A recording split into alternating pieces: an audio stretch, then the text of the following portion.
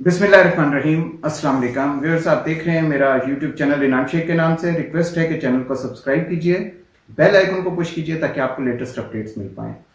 आज दो इंपॉर्टेंट चीजों पे बात करेंगे। एक हम करेंगे इलेक्ट्रिक कार्स पे बात और दूसरा हम करेंगे डॉलर रेट के ऊपर बात। दोनों बहुत इंपॉर्टेंट है।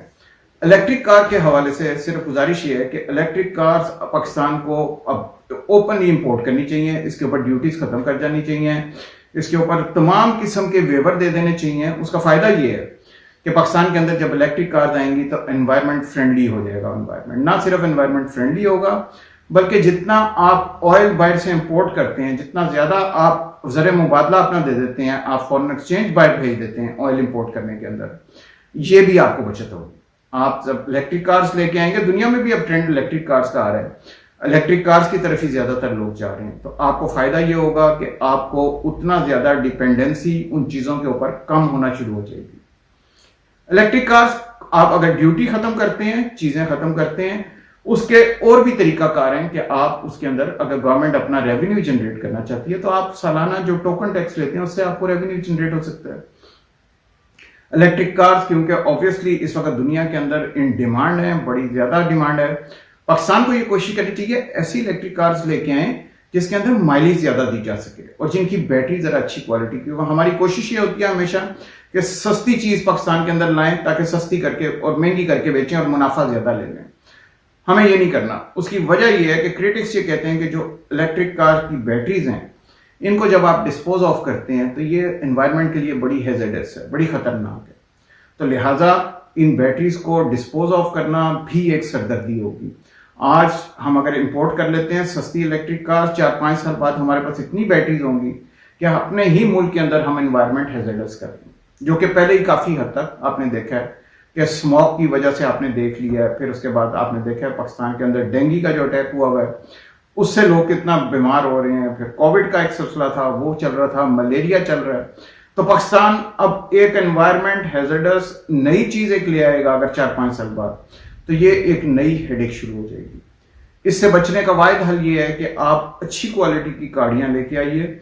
अच्छी क्वालिटी की लाने का फायदा ये होगा कि उनकी बैटरीज भी अच्छी चल जाएंगी, काफी अरसा निकाल देंगी और फिर उनकी रिप्लेसमेंट वारंटी भी है कि आप जिन ममालिक से उनको इंपोर्ट करते हैं उन ममालिक को आपको बैटरीज वापस भेज दें ताकि वो खुद डिस्पोज ऑफ करें और आप उनसे उसके बदले में नई बैटरी मंगा के गाड़ी को दोबारा स्टार्ट कर सकें। इलेक्ट्रिक कार के ऊपर ना सिर्फ हमें रेवेन्यू बचेगा, फ्यूल का रेवेन्यू बचेगा, बल्कि मेंटेनेंस कॉस्ट भी बड़ी बचेगी क्योंकि बहुत सारी चीजें इसमें ऐसी हैं जो कि मेंटेनेंस मांगती नहीं। तो इतना ज्यादा बेहतरी है कि उसके अंदर पाकिस्तान को, गवर्नमेंट ऑफ पाकिस्तान को इसके ऊपर बैठ के एक पॉलिसी बनानी चाहिए, डिसीजन लेना चाहिए और इसके अंदर मजीद देर नहीं करनी चाहिए। दुनिया बहुत आगे निकल रही है, हमें इसके ऊपर फौरन स्टेप्स लेने चाहिए। इधर चलते चलते मैं ये भी रिक्वेस्ट कर दूं गवर्नमेंट ऑफ पाकिस्तान से कि पूरी दुनिया के अंदर अब नया ट्रेंड आ रहा है 5G का, पाकिस्तान को भी चाहिए अब 5G लॉन्च कर दे। हम क्योंकि पूरे एक ग्लोबल वर्ल्ड में रहते हैं तो हमें भी उसी ग्लोबल वर्ल्ड के साथ चलना है। इंटरनेट की दुनिया है, हमें चाहिए कि हम 5G लॉन्च करें ताकि हमारे लोगों को उन तमाम चीज़ों तक रसाई हासिल हो जो किसी भी आपकी तरक्की याफ्ता ममालिक के लोगों के पास हासिल हो। तो ये बहुत इंपॉर्टेंट है। डॉलर रेट पे आऊंगा। डॉलर रेट के हवाले से बात करूंगा कि पाकिस्तान ने शुरू में जब ये गवर्नमेंट आई थी पीटीआई की, इन्होंने IMF से डील की $6 बिलियन की, मिला इनको $1 बिलियन, लेकिन उसके बदले में आप देख लीजिए कि अपनी इकोनॉमी पे हमने क्या इंपैक्ट क्रिएट कर दिया कि वो डॉलर जो 100 रुपीज का था आज हम 170 से अब ले गए। तो क्या ये हमारे लिए फायदेमंद है? अगर फायदेमंद है फिर इसको 500 रुपए पर ले जाइए ताकि एक ही दफा हम सारा फायदा उठा लें, हमें ये बार बार फायदा ना उठाना पड़े। आपने देखा है तमाम चीजें इससे महंगी हो गई, हर चीज में रिसेशन आया, हर चीज महंगी हो गई। क्या कंस्ट्रक्शन मटेरियल, क्या खाने पीने की चीजें क्या पेट्रोलियम प्रोडक्ट्स, क्या गाड़ियां, हत्ता के तालीम हासिल करने की चीजें जो बच्चों की कॉपियां पेंसिलें हैं ये तक महंगी हो गई।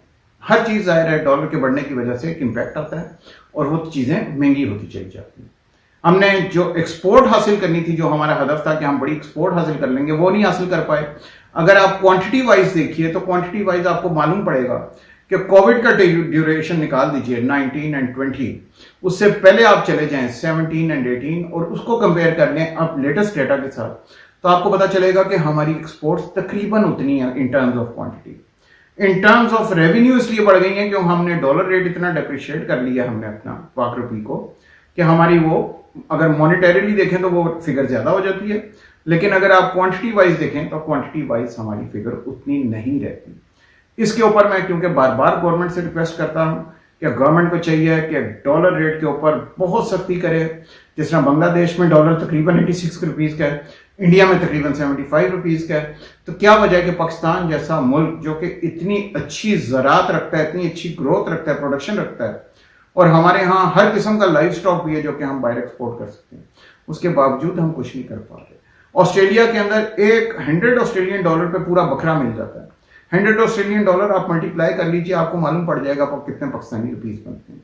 पाकिस्तान के अंदर एक अच्छा बकरा लेने के लिए आपको 40 से 50 हजार रुपए देने पड़ते हैं, जो कि ऑस्ट्रेलिया जैसे मुल्क से हम 3 गुना ज्यादा पे कर रहे हैं, फिर भी हमें वो चीज नहीं मिलती जो जिस तरह उनको बकायदा प्रॉपर, अगर ऑस्ट्रेलिया के अंदर दूध है तो बकायदा प्रॉपर प्योर दूध मिल रहा है।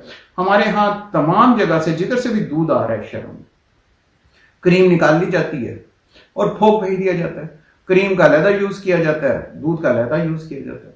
उसको मोटा करने के लिए उसके अंदर केमिकल्स डाले जाते हैं, अवाम की सेहत से खेला जाता है। इवन जो गवाला है वो दूध को मोटा करने के लिए मुख्तलिफ हर्बे इस्तेमाल करता है, जिससे इंसानी सेहत के ऊपर बड़े मोज़र असरात होते हैं। लेकिन हमारे यहाँ इंसानी सेहत को कौन गौर करता है?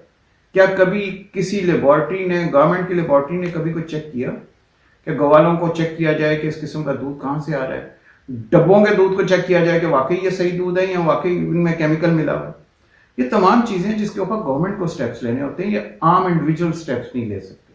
जब तक गवर्नमेंट इसके ऊपर सीरियसली काम नहीं करेगी, अवाम की सेहत के साथ यही होता रहेगा। देसी मुर्गी की भी कहानी अब सुनने में ये आ रही है कि देसी मुर्गी भी 2 किस्म की है, एक वो जो आर्टिफिशियल फीड पे है, एक वो जो नेचुरल फीड पे। हालांकि फार्म मुर्गी एक वो तो एक चल ही रही थी, अब तो देसी मुर्गी के साथ भी ये हो रहा है, अंडों के साथ भी यही हो रहा है। देसी अंडे, अब सर्दियां आई हैं, रेट बढ़ चुके हैं, दूसरे अंडे जो हैं वो भी रेट बढ़ चुके हैं। तो हमारे यहाँ डिमांड एंड सप्लाई का क्या हम बड़े आसानी से कह देते हैं ये डिमांड एंड सप्लाई का मसला है। नहीं, डिमांड एंड सप्लाई का मसला नहीं, बाकी मुल्कों में भी डिमांड एंड सप्लाई इसी तरह होती है।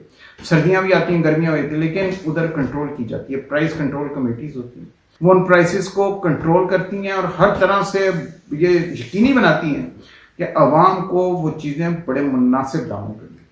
मैं कोई सऊदी अरब की मिसाल नहीं दे रहा, मैं कोई डेनमार्क की मिसाल नहीं दे रहा, मैं तो उन ममालिक की मिसाल दे रहा हूँ जो आपके साथ हैं, बहुत सारे ममालिक, उधर भी प्राइसेस कंट्रोल की जाती हैं। पाकिस्तान को सिर्फ ये बहाना नहीं करना चाहिए, अपनी आवाम का सोचना चाहिए कि आपकी आवाम की कुव्वत खरीद कितनी है, उनकी पर कैपिटा इनकम कितनी है। आप अपने डॉलर रेट को कन्वर्ट कीजिए अगेंस्ट जो इंडिया कर रहा है या बांग्लादेश कर रहा है। आप कम से कम इंडिया और बांग्लादेश के मुकाबले पे ले आइए अपना डॉलर रेट, कोशिश तो कीजिए। जब तक ये नहीं करेंगे, जब तक इस चुंगल से नहीं निकलेंगे, हम आगे नहीं निकल सकते। Thank you for watching today's video. Until next time, Allah.